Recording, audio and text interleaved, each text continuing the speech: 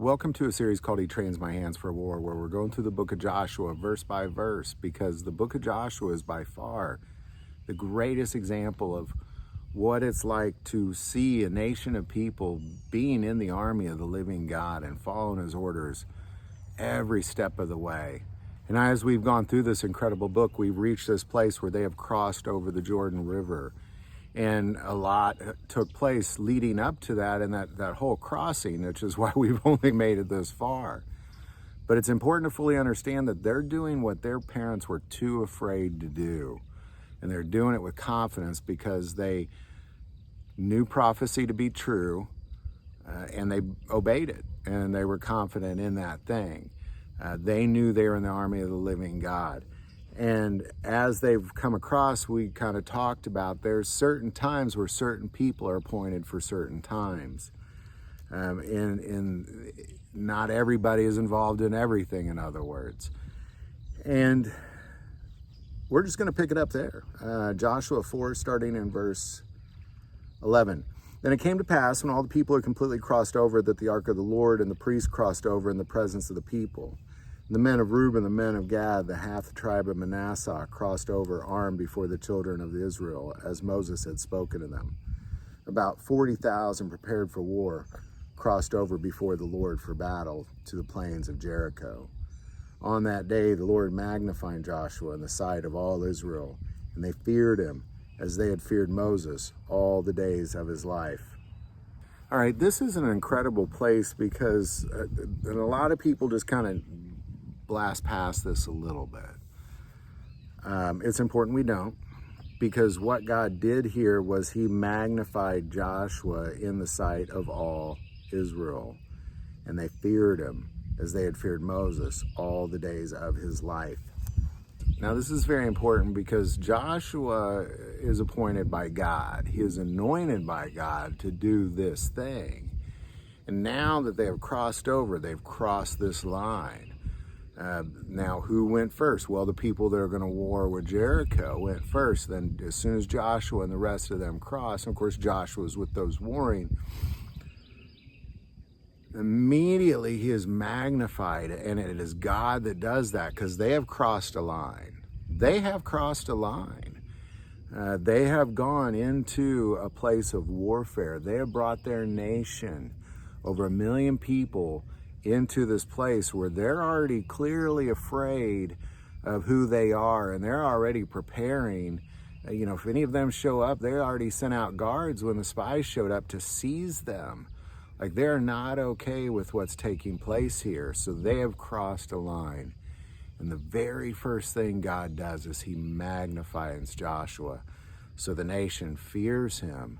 That's very significant because when it comes to being in the army of the living God, or the nation of Israel, whatever the case may be, when it came to kings and rulers, they oftentimes did not look like what we would think a king or a ruler looked like, and they didn't behave the way that we think that they should behave. Joshua is one of the oldest people amongst them, and clearly the warriors were all young and much younger, much stronger.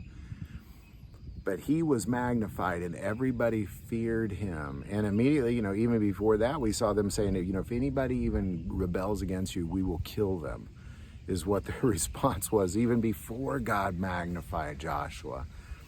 And I say that because as we look into this potential moment in time where we are involved in the army of the living saints in a time of tribulation, it's important that we not look to the leaders that might look like leaders or feel like leaders or want to be leaders, that we look at those anointed by God and that are magnified by God. And God will do that thing. He will do that thing. I mean, there's going to be 144,000 Israelites from the 12 tribes of Israel. All those tribes will have a leader magnified. And then they will have a leader over the entire 144,000 that will be magnified. And then you have the Gentiles, the Revelation describes as the multitude of tribes, nations, and tongues that will be part of this war of the saints. They will have leaders that are magnified above them. It's important that we not look at the world when we start to look at leaders in the army of the living God. Because God's going to choose them. It is not us that are there to choose. You start voting and stuff, you're probably going down the wrong path. This is not an election that they're doing here. This is Joshua is anointed by God, period. And just to show you that, I'm enlightening him. I'm uplifting him, and now you are going to be afraid of him all of his life. Clearly, Joshua is the man in charge of Israel for the rest of his life. It is important that we see these things, because I tell you, people are going to be picking sides pretty quick in the warring of the saints.